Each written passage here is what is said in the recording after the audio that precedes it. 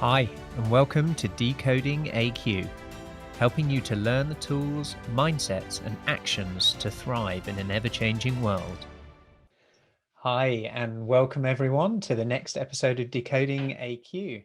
Have with me today a real honor to spend some time with Blaine Bartlett. Welcome. Wow, my pleasure, Russ. I'm thrilled to be here. I've been looking forward to this conversation. Thank you. And as someone who has spent over 3 decades in this area of coaching, development, training for people and businesses, you've authored lots of books. One of them, an international bestseller called Compassionate Capitalism, A Journey to the Soul of Business. I look forward to diving into that a little bit. But also as an executive leadership coach, you host your own podcast and you've spoken in lots of different places, including one I watched earlier today in China, where you had a translator on stage all about goals. So I can't wait to dive into it all, Blaine. Oh, well, let's Let's do it. Leap off the board here, so to speak. Yeah, see where we end up. Where I'd like to start actually is, so the title of the book, Compassionate Capitalism. Tell me, what is that? What is compassionate capitalism? Well, for many people, it's an oxymoron. Yeah, and that's predicated in part on the experience that most people have about capitalism. It's a zero-sum game, and we look, just at the evidence writ large in society, economic inequality, and even as racial injustice, gender inequality. I mean, just all of it stems from economic models that have gone off the rail. So just kind of a little history on this. John Mackey and Raj Sisodia. John was the co-founder of Whole Foods, and Raj is a professor of business at Babson University. They co-wrote a book called Conscious Capitalism. And conscious capitalism basically spawned the conscious capitalism movement. And Raj and John are both good friends. And I was having conversations with them about actually what I think is the shortcoming of consciousness in the context of capitalism, because being conscious about the ecosphere in which I operate my business is really crucial, because the more I become aware, the greater cognition I have that there are more stakeholders that are directly impacted by my business than just the shareholder group. So that awareness is absolutely crucial, and that's actually foundational to the conscious capitalism movement. My question to both John and Raj had to do with what's the behavioral analog that can literally tip the activities of business into a more generative position. And that's where compassion comes in. Acting as if I am connected, behaving as if I'm connected. So compassion doesn't occur unless connection is realized. And so then I start making business decisions and I start taking actions that are in service of a greater good. And literally the Hippocratic Oath comes to mind for me as a business leader: first, do no harm. Yeah. And if businesses are stepping up to that admonition, first, do no harm, that is compassionate capitalism. It's interesting, the use of words, and the consciousness followed by connection and resulting in compassion of behavior. I know that Dan Sullivan, my coach, he said if there was one letter in the English language that I had to be on a desert island with, it would be C, because there's so many great words that begin with the letter C. And we've just heard 3 great ones. And in fact, I don't know if you've ever come across for those who are watching the video version, they'll see this, but I have these My Intent bands. Have you ever come across these? I have. I've seen those, yes. For those who don't know, essentially, it's a reminder that on traditionally your left hand, you have your watch, which tells you the time. But on your right hand, it has the message of what to do with that time, the intent. And so the reminder. And so you have these words, these, one words and things. And mine is co-elevate. But my wife's is compassion. So it's really interesting, these words and choices that create our mindset, create our behavior. And Yeah. kind of a follow-on to that, I mean, so if capitalism for many has had a particular view and perspective of what it is, and then a, conscious capitalism, and now a compassionate capitalism as this new model and new economic model of thinking, what needs to happen for that transition? What do we need to let go of? What's the mindsets, and what adaptation needs to take place? A great question, and thank you for that. It fundamentally comes down to a mindset shift, I think. What we need to let go of is the consciousness or the mindset that the universe is scarce in resource. And I mean, not just physical resource, but emotional, spiritual, intellectual. I mean, just name the resource that I'd like to have access to for my organization or my business. It's abundant. I grew up on a farm, Ross, and one of the greatest lessons I've ever learned was just watching how nature operates. And I mention this because nature is really, from my experience and my observation, the only truly free market economy. And nature works as if it's abundant. Yeah, everything in nature serves as a center of distribution, not as a center of accumulation. And I think that's a significant mindset shift, is if we as business owners, business leaders, business proprietors operate as if our business and what we do functions as a center of distribution, then things begin to happen in a very different way. And by center of distribution, I mean, we're looking at not hoarding because we're afraid we don't have enough. We look at giving away freely without concern about how it's going to be used necessarily. Just knowing that in the giving, something fruitful will benefit as a consequence of that. I mean, I take calls from folks all the time, and as a matter of fact, I took a call yesterday from a fellow that's been out of a job. He was riffed. Has been looking for work for about 5 months, and he heard about me, and he called and says, "Do you have time to talk?" And so I said, "Yeah, book some time with me." So just a simple talk through, and he's got a job interview coming up this week, and I think he's probably going to get it. But just to be able to give him some solidity in terms of how he approached this interview, because he's talking to the CEO of a fairly large, about almost a $2 billion company for this senior position. I'm fine on giving that stuff away. Yeah, it's going to serve in a larger way, what needs to happen out there. And I don't know what needs to happen, but by giving it away, something will benefit. And it always comes back. Centers of distribution, there's an inflow and an outflow. That's a mindset shift.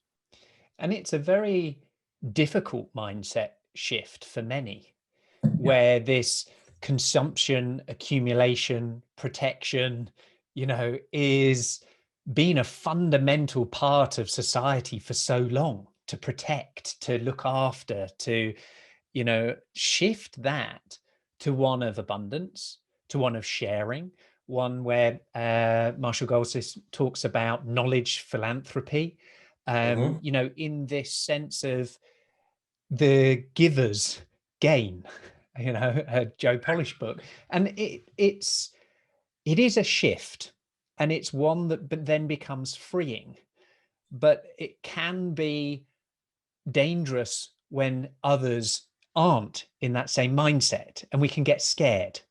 Yep. How might we overcome that if we think we're operating in that in ourselves, but an environment doesn't foster that, and might give us a few setbacks, might give us a few knocks, a few nudges on the way that might give us a question mark about that mindset? What would you say to people who might face that challenge?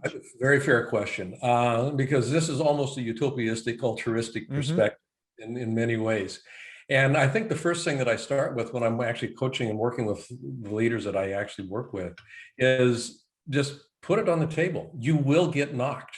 You will get bumped. And it's an and. What's the consequence of not doing that? It's more of the same. And if you have to continuously be on guard, by definition, your soul can't express itself. And I don't mean this in a religious sense. I mean this in a creativity sense. I mean, yeah, innovation. A blockage, a restriction. Yep. There's blockage. And yeah, an old mentor of mine, a fellow by the name of Will Schutz, Dr. Will Schutz, said, and I've modified this a bit. He said, people connect through vulnerability. They don't connect through certainty. And if you want to connect to your stakeholders, whether it's an employee, whether it's a husband, a wife, whether it's a kid, whether it's a customer or a vendor, vulnerability is as far as I can tell, the most effective manner in which you can create that connection. And then you need to nurture it. Now, it requires adaptability. I mean, real frankly, and that's one of the reasons that I think we're talking here is that's a change. It is a fundamental change in mindset. And I'll just jump into this one. The problem with change isn't what people think it is. You know, it's kind of like, wow, God, it's changing. That's awful. No, it's not necessarily awful. What's the difficulty is that the change with the relationship I have with the status quo is shifting. It's the change with relationship that gets perturbed. And this gets to be real interesting from a psychological perspective because people value comfort almost over value. Yeah. And I mean, I've seen this time and time, and I know you have as well. The business case can be defined absolutely perfectly about why this change is good. And then it meets incredible resistance in the organization because it requires disrupting existing relationships with work process, relationships with fill in the blank. Yeah. And it's the relationship disruption that people have umbrage with. They just kind of go, no, yeah, it becomes uncomfortable, even though the business case makes sense. And even on an individual level, it's the relationship we have with ourselves. You know, this beautiful dance between our yesterday, our today, and our tomorrow. Mm-hmm. And how are we navigating that level of comfort and uncomfort, of certainty, of uncertainty, and to be able to be free, be blockage free, be, innovative, be creative, be our true best selves, whatever the state, whatever the situation. And I think the reality that we're now facing, this environment and land that we're now living in is one where the uncertainty, where the volatility, where complexity, this VUCA world is ever present. And so this connection that we seek with maybe who we were and who we are today, now trying to free ourselves up to imagine again, who could we be? Yeah. And for many people, that's scary. For some, it's the most exciting thing in the world to create a new version of myself. So I think it's the challenge to realize that everyone's at different stages and everyone's status quo is relevant and true to them right now. And we all need support and help. We all need confidence. We all need compassion. We all need connection. One of the things I've recognized is how intentional we are about our environment and the company we keep. And you talk a lot about the effect of coaching and training. And I'd love you to just articulate a little bit of the difference between coaching and training. Oh, boy, I could go on for days on that one. Simple version here. Training is usually organized around skill development. Okay, that would be probably the very simplest way of articulating that. Skill development, whether it's from a management perspective or a technical perspective or a leadership perspective, there are skills that are involved in actually being able to execute on those, in those domains. So training can kind of come into play with that. You can also train mindset, and it's a longer practice. But you can train people how to begin to organize their mindset. Training in self-mastery. There are things to be done with that, and it's programmatic. I mean, there are structures and elements that you can actually position to facilitate that process. Coaching is a subset of training in one way of thinking. And the distinction here between the trainer and the coach is the trainer has the information and is imparting knowledge, with the intent of uplifting or upgrading or whatever it is that the client would like to have happen. The coach, done well, coaching is question organized, and it's predicated on the fact that people internally have the answers to whatever it is that they're seeking. So the coach's job isn't to tell you what to do, it's to draw out of you what you think is the best way to do or the best answer to have for where you say you'd like to go. And it's that extrusion process that coaching works with. I had a coach, and I've had coaches for years. I continuously have coaching as part of my development. One of the fellows that I worked with, Frederick Hudson, founder of the Hudson Institute out of Santa Barbara. Frederick was always talking about leading from behind. Leading from behind. Servant leadership. Yeah. My position on coaching is that my role is to provide the structure. You, as the client, bring the content. And that's probably the easiest way to delineate. With training, I will provide both structure and content. And then you as the client get to kind of work with that toolbox. Yeah. So I guess it's in some ways elements of having context, coming back to compassion, that there is this personalized nature that within you is the version of you that is required for you to show up tomorrow. But Absolutely. You might need a little bit of, nurturing, little tap here and there. What if tomorrow is so unlike your today? If we reference this to your ABC goals, A goals being how to do them, how to achieve it, so it's not really a goal, through to C, where you've got no clue, no idea how to do it. In my language, those are the moonshot. My first book was about moonshot innovation. It's so big, we need some kind of breakthrough that doesn't exist yet to solve it. What if someone is in a situation, in a role, in a career, in a place that requires the transformation that's a C level? How can they be coached? How can they be developed? What kind of adaptability elements have you seen that have worked well when they're facing these level of massive challenges? Is it starting small? What is it, Blaine, that can really help people that are facing in their world, in their context, an outcome that they've got no idea how to get to? I love that question. It is such a good question. And two pieces in my way of answering it.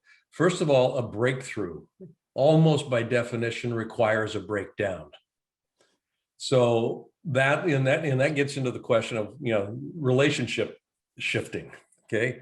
And the relationship that's shifting is my experience of who I am and what I do, who I am and where I belong. So I need to begin to adopt and adapt the mind of a beginner in order to, my language for it is the seagull, or I call it a growel. The purpose of any goal is to grow. And if I'm doing this extraordinarily well, I'm growing into a domain that I've never experienced before. I'm reinventing myself in the process. A transformation. It's a transformation. And, the caterpillar being questioned about what's it going to take for you to become the butterfly has absolutely no idea what it's going to take.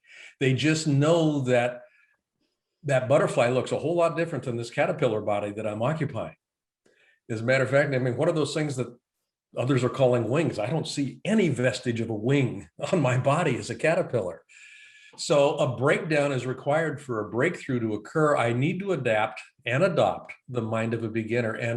And that's uncomfortable. So as a coach, one of the things that I do is invite people into the discomfort. And part of, when I talked about, my job is to provide the structure, your job is to provide the content, and part of that content is what's the desire? Where do you actually want to go? I will provide structure that will give you an experience of safety to the degree that you can let go of old identity and try on new things. Some will work, some won't. But yeah, you have to have the experience, and this is where trust comes in. My coaching engagements typically run at least a year. Some of them, I mean, I've got one that's run 34 years so far. And and I love this client. He's always evolving. But it's that idea of there's somebody in my corner that's got my back, regardless of what it is that how I flail around as I move into this chrysalis and start dissolving. And the idea for me is to keep in front of them for the sake of what? Why are you doing this? Not because there's an outcome specific, but there's something else. And it goes back to this core. And you spoke about imagination. The imago cell. I mean, when you look at, I'll get biological here, but the imago cell, in the chrysalis it's a cellular component, and basically what it does is it dissolves the existing tissue. If you open a chrysalis in the middle of the process, it would just be goo. There would be really no form or substance to it. Imago is Greek for imagination. There's imagination of being crystallized, catalyzed, manifested, and it ends up expressing itself as a butterfly. But in that dissolution, it's kind of like, oh my God, what have I gotten myself into? And my role as a coach is exactly what you asked to get yourself into. And for the sake of what? We keep that in front of us.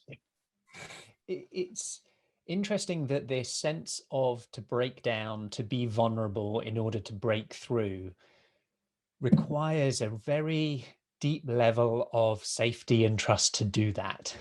Mm-hmm. And where leaders or companies in the context of work, so much of that doesn't exist.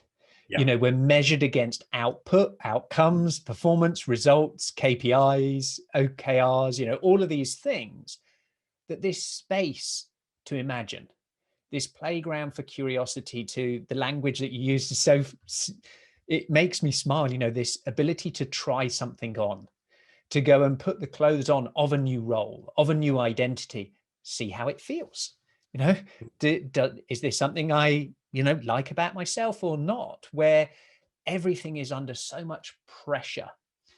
How do we create this great environment where there's enough pressure, so we're not complacent, that we're in this comfort? We need some pressure to change, but not too much that the negative side of collapse, of anxiety, of mental health issues and stress. Give me examples, because I'm sure you've seen so many organizations deal with this, day in, day out, of trying to create an environment at which people can evolve, where products evolve, where propositions evolve. What works well for people to do that on a practical sense? There's a phrase that I love, and it's actually a description of a certain kind of design process. Ontological design. And ontological design essentially says I'm designing an environment that designs me back. So part of what we look at is, as I start this journey, what do I need to pay attention to in my environment deliberately and consciously, that I can design in a way that it facilitates me stepping into that role more effectively on an ongoing basis. And I start small. And it can be I need to shift this practice. Little behaviors, little things. Little behaviors, little steps. It's designing practices, because practice doesn't make perfect. Practice makes habits. And 95% of our behavior is governed by things that we have absolutely no awareness of. It's completely subliminal. 5% of what we do, is in our conscious awareness. I want to design that 95% intentionally. And that's, again, a shifting of mindset, so to speak. Practice doesn't make perfect, it makes habits. So ontologically speaking, I want to design an environment in which I am required to do different habits. I'm required to develop different ways of interacting with my world, with myself, with my spouse, with my partners, whoever it may be, that over time, aggregated small little things begins to show up in a different way of being because everything is spawned out of beingness, not out of doingness. And it comes back to that, the soul of humans and the soul of business. Yeah, What is its fundamental purpose? To accumulate or to distribute? absolutely. And for me, it comes, a few bits are going on in my mind at the moment of, as I learn in my adaptability journey of, who am I today? Who do I want to be? What predictions am I making? What, hypothesis do I have, and go and try out and see what impact it has? Is this reality of experimentation. Mm-hmm. And to experiment, we don't know the answer. We have a hypothesis rather than we know what we want to achieve. Therefore, we're designing it to show what we wanted it to show. And we just look for that data and we look for those things to prove our point rather than to truly discover. Yeah. And I talk a lot about this reflection of, what have you done for the first time today? What have you done for the first time this week? And for me, a company, an organization, a person living in exponential times where change is so quickly, to get comfortable with that uncomfort requires us to do things for the first time. And that's what you're talking about, really, is Absolutely. that, no matter your position, no matter your age, no matter, where you are in life, is to still go and discover, to still go and try things on. How might people shift their mindset when their role, their identity has been the source of the answers? People come to them for an answer. To say, I don't know, to say this is the first time, to do things new, needs a hell of a lot of courage and a hell of a lot of confidence. What are some of the things that people can do, or what do you do to protect that, confidence, or to give you the courage? What are some of those habits and practices you have? Love it. Two more C words: courage and confidence. We're on a roll. We're on a We're on a roll here. This may seem trite, and I don't mean it to be trite, but a bucket list is absolutely. It truly is magical in some ways, because it sparks the imagination. And one of the things that, and I'll just speak to myself, one of the things that I, every year, I don't set New Year's resolutions. What I do, though, is I look at myself through the lens of, how am I different this year than I was last year? And that question really does spark, some introspection, because if I'm the same way that I was last year, if I'm the same way in my relationship, if I'm the same way in my work, I haven't grown. And as a consequence of that, my soul is atrophying. It truly is. And if I don't pay attention to that, I start losing aliveness. And this is true in an organization as well. You walk into many organizations and there's no spirit, there's no, vive. It has to be alive, and aliveness comes, when the soul is accessed. When the gateway to the soul is imagination, as far as I can tell. Imagination is the gateway to the soul. So bucket list. When I say I don't do New Year's resolutions, I do a bucket list, and it doesn't necessarily have a time frame on it. But what haven't I experienced yet that I would absolutely love to experience? And at the stage where I'm at in my life right now, it has almost nothing to do with what do I want to have. Yeah, not things, really, but experiences. It's because getting things is easy to do. Having the experiences, that's something. Magic is. Yeah, and it requires me to be different in order to have that experiential difference. And often to let go of something as well. So that breakthrough.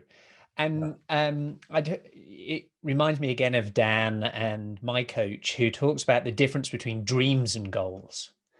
And so a bucket list with dreams, if you put a date to some of those things, it starts to process in your mind as a goal of, how might I do that? Even if you don't know, your subconscious will work on it. You will collide with the people who might give a part of that puzzle of what's going on. And this is something I've personally very consciously done, is to seek out people that help create the version of myself in the future. And so it's through the people and conversations and connections I'll accumulate the, missing pieces to those, whether it's skills, whether it's mindset, whether it's knowledge, that will open up my imagination, that will Yeah. expand my ambitions, that will scare me. Any of those things result from these conversations with people. And again, if we come back to what have I done for the first time? Who have I met for the first time this week? What experience have I done this month that scared me? The more we do that, and it references me back to AQ and our adaptability being a muscle, that the Yes. more we nurture this, the more we build it, the more capable we are as human beings to deal with a setback, to deal with unknown, to deal with growth, and to navigate it with grace, to navigate it with a smile, Mhm. not scars. And that those things are so required right now, Yeah. that we really focus on this muscle, because like you said, atrophy of this failure to grow, it's similar as terms of, failure to adapt is then collapsing and stagnation. I want to ask a question around sustainability. Yeah. And within organizations, there's a natural evolution that happens. And sometimes there needs to be death, there Mhm. needs to be collapse in order to have that platform for regeneration and for regrowth. Yeah. How can we do that on the terms where the fallout is not lasting, it's not long, and it's minimized? So if we take this conceptual thought that things have to break, they have to collapse, how can we do it that doesn't cause catastrophic damage to our souls or to our being? Yeah. I'm interested in your thoughts around that, of this cycle of sustainable change, of sustainable growth, of sustainable adaptation. I'll go back to nature to answer that question. I mean, nature does not work in a straight line linear progression. It is cyclical. And it's cyclical in the terms of seasonality: fall, spring, winter, summer. There's a natural progression of birth, maturation, decline, what appears to be death, and then it just kind of cycles Energy through. transfer. Energy transfers. Yeah, nothing goes to waste. Yeah, it all gets utilized. The definition that I work with around sustainability, and I kind of couple this with success. How do I create sustainable success in life?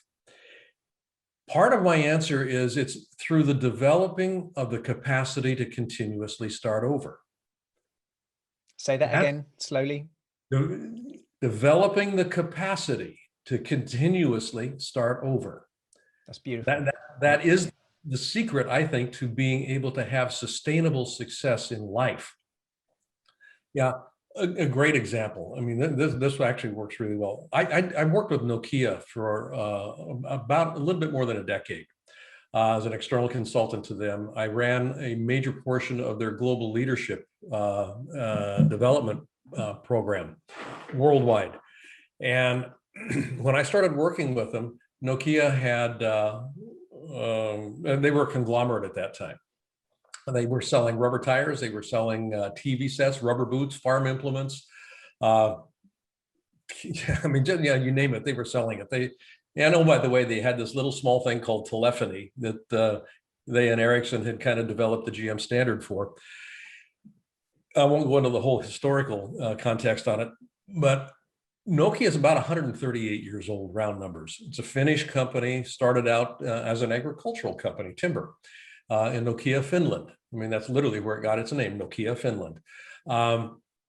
They have gone through, as a phoenix, more collapses and rises than just about any company I can think of. And they've developed internally the capacity to continuously start over.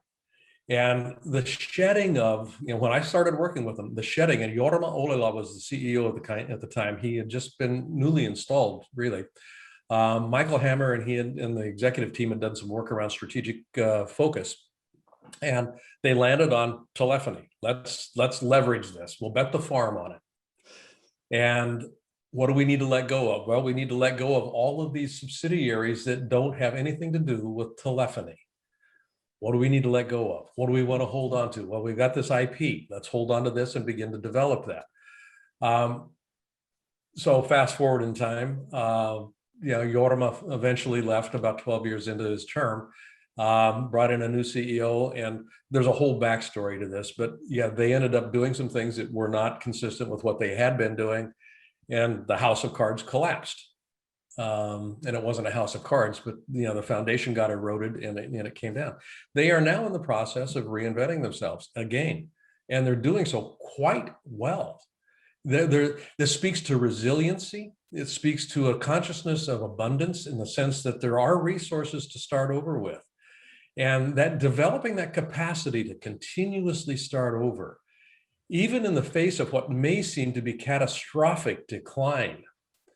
Yeah, a marriage dissolves, a partnership goes on the rocks.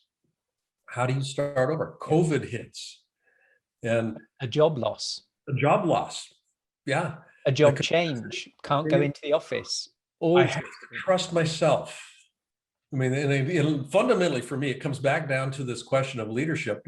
Who's in charge? Well, my soul is in charge and I am a vehicle. What does it want to have expressed?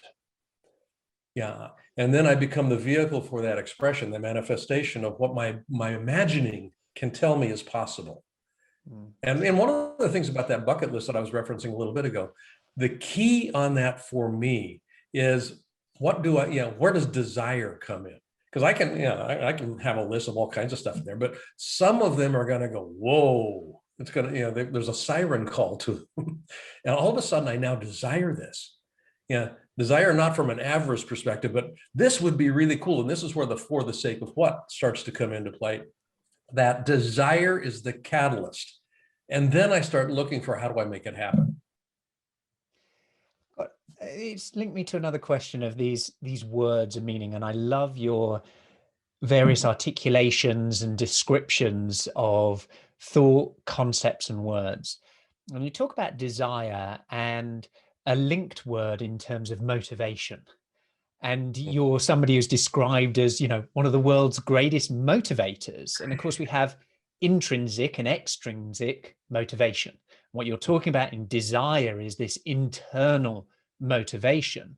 And we can inspire that through what we go and discover, what we go and try to actually awaken desire. Because desire, in my view, is something that, is a fickle piece that needs inspiration, needs ambition, needs imagination. And when it hooks, it starts that chemical reaction and it starts that piece to then build part of our motivation. But I'm interested in terms of, for us, we measure something called motivation style in the character. And we talk about this in a spectrum of playing not to lose, this playing to protect, playing to defend. So what I've got, I need to look after it, and I'm motivated. So if I go through change, I go through adaption, that's my motivation, security and protection. Or on the other side, play to win by a burning ambition, not a burning platform. And so for us, it isn't about competency, or it isn't, am I motivated by mastery or money or connection or relationship or fame? It's what's the style of motivation that will trigger change in you as a character. What's your experience of motivation styles and desire? I'm just fascinated of your thoughts. Yeah, I love your questions, Ross. I mean, these are really thought-provoking. Two types of motivation. One is extrinsic and one is intrinsic. In most management systems, extrinsic motivators are used a lot. We got reward systems out there. I mean, as a matter of fact, even our salaries and remuneration structures typically are extrinsic motivators. We're going to go to work, get paid, and that's the motivation. None of that speaks to my dream. None of that speaks to who I am. None of that really speaks to what's important to me and what I value at my core. And the idea of desire, if I've got a flax seed as an example, what does it want to become? Well, it wants to become a grain of flax. I need to find soil to plant that in. And then I need to nurture that soil. and I need to make sure it's got the nutrients that the flax needs in order to actually begin to sprout. I don't have any control over when it sprouts. I mean, that's kind of, but I do have control over planning it and taking care of it and nurturing it and attending to it. And that's where internal motivation comes into play. It's what this kernel of desire, what wants to live, what wants to be expressed.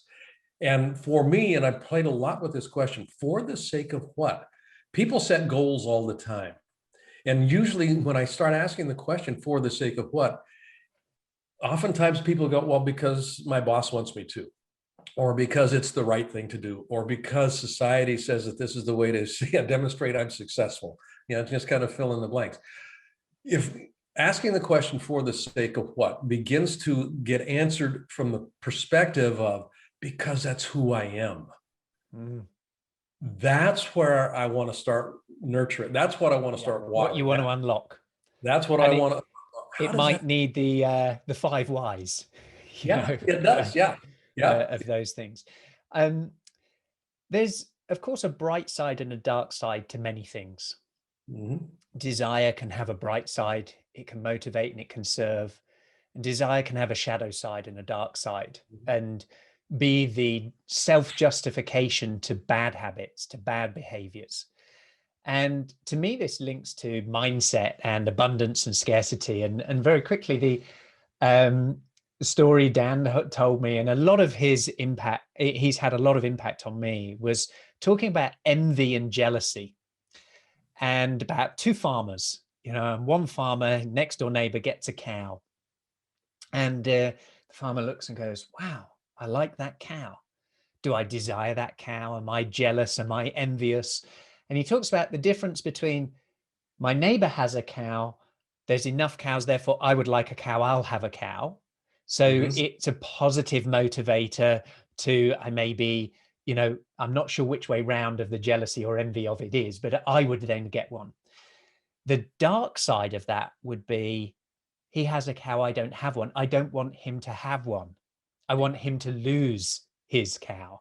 So in terms of our desire, and we live in this society of, team complexity, different members, different from, stakeholders to, this expanded view of what that is from a shareholder to a stakeholder.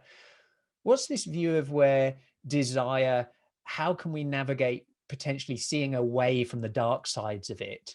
And that adaption might be, I don't want to do that. I don't want to follow the herd. I want to stay true to what I am and my true self. Just speak a little bit about that, because my mind is spinning about desire and motivation. A good friend of mine, a fellow by the name of Joe Dispenza, has got a book out. He's got a number of books out, but one of the things that he says a lot, and I've actually worked with him around this concept, is you begin to you need to begin to think greater than your mind. Thinking greater than your mind. Now, he has a very specific way of articulating this or context in which he's articulating this. The mind isn't my brain. The mind is this holistic thing that I call my body, and it's made up of different varied parts. There's a neurochemical process that begins to come into play here, and you'd mentioned chemicals at one point in time. How I describe something determines how I feel about it. How I feel about it generates my behavior, and we get into this loop, this repetitive loop. I think this way, I feel this way, I behave this way. I think this way, I feel this way. Now I start to feel this way, I start to think this way. And I feel, I think, I feel, I think, I feel, I feel, I think I feel. And all of a sudden, when I feel a certain way, there's chemicals that are released, and I get addicted to certain mood states, envy. I get addicted to certain behaviors because there's this endorphin rush or this dopamine release that occurs. I need to think greater than my mind, is what Joe speaks about. And it has to do with being able to step back, take a breath. And Viktor Frankl talks about, between stimulus and response, there is a space. And in that space, I choose. And in that choosing is freedom. Yeah. So this is where awareness becomes very, very important. I notice I'm triggered. I notice that this habituated response, this habituated feeling is kicked in. I pause, just take a breath. Slowing down to speed up. Slowing down. Yeah. And then I make a choice. It may be the same choice I would have made, but it could be a different choice. And it'll be an uncomfortable choice because it's not habituated. And because it's not habituated, I'm going to have to practice it if I want a different outcome. So, I mean, that's one way that begins to come into play. And this is why, for the sake of what am I wanting to do this or have this? Yeah, well, because he's got it and I don't. Well, okay, that's, ask that They question. look happy, I don't feel happy, whatever these things are. Exactly. It links, as we wrap up, back to some of the context of the world that we're living in, of societal shift and change, from big movements like Black Lives Matter and racial inequalities, economic inequalities, access to the vaccine inequalities, all of these things that are thinking, stimulates behavior, mind, I'm thinking this way, I behave this way, or I behave this way, therefore I think this way, is a lot of our biases. And it comes back to this unlearning and this breakthroughs that are needed, that I'm going to pause, I'm going to reassess, I'm going to give my permission to myself to make a new choice, not at the judgment of the choice I made yesterday. And to accept that is freeing. And that state of being at peace with myself, because the choices I made consciously. I might make them different tomorrow. Therefore, it's not regret of yesterday, it's informed, deliberate, new choices for right now. And I think that's a eternal pursuit for me, for sure, is to take, to reflect, to listen, and to consider. And we need space for those things when we are in this rock and roll. When we first connected for this call today, how was your weekend? Well, I didn't do much, and that was quite nice. A little bit about around the house, around the garden, and this balance between the rock and the roll of our roller coaster lives is that we need rejuvenation in order to phoenix and spawn for tomorrow. And it's this balance in this cyclical cycle of our nature. I love that you talk a lot about nature, those things. I'd like to finish off with you mentioned your bucket list, whether there's anything on that bucket list that you would like to share with me as a dream you have, as a desire you have, an experience that you're looking for. Maybe it's something for the first time that you would like to do, and just share that with us as part of your own journey and your adaption. One that is at the top, it has actually migrated to the top of my list. I want to do a 0G flight. And it's about the experience. I want to, I scuba dive. I've experienced weightlessness, in the ocean and in water, but there's something about, and I've always, I've been just fascinated with space. I mean, just the exploration, the discovery, that, moving into that unknown. So a 0G is an approximation of, of that for me. So are you connected to Peter Diamandis? I know Peter, yeah. Because he has obviously 0G, he took Stephen Hawking's up. And so that you can definitely make happen. Yeah. Oh, there's no question about it. And that will be happening within the next, as soon as we can start getting out of our houses and stuff. Yeah, that's one thing that's coming up. Fantastic. Another one has to do with, and this is kind of on the professional side. And where I'm at in my life right now, everything I do is about impact. I mean, that's really kind of where I'm organizing. This book over my shoulder, for those of you that have got a video feed here, is Compassionate Capitalism: A Journey to the Soul of Business. Part of my bucket list is putting, in Steve Jobs' words here, putting a dent in the universe around what it means to be a capitalist. To my dying breath, I want to be doing things that are fostering compassion in the workplace in all of its varied forms. I have no idea how to go about doing that with the greatest impact. I just fumble my way forward. but it's invigorating for me. And it's, I mean, it's as a bucket list area, it's something I'm already engaged in, but I'm looking for ways to really expand the footprint on that and expand how I go about doing that. And I'm having fun discovering, because I'm doing stuff right now, and COVID's been really a blessing in that regard. And I don't mean that facetiously, but it's allowed me to pause and explore different ways of how to manifest that. Yeah, different ways of doing, as well as different ways of being, which has been very interesting. It's kind of like, I kind of like who I'm finding out here. I love that. And this shift and these careful, I encourage people to perhaps listen back to this episode, because there's so many gems, Blaine, that you've shared that will change people's thinking. It will change their lives and unlock them to be a version of themselves that will bring a smile.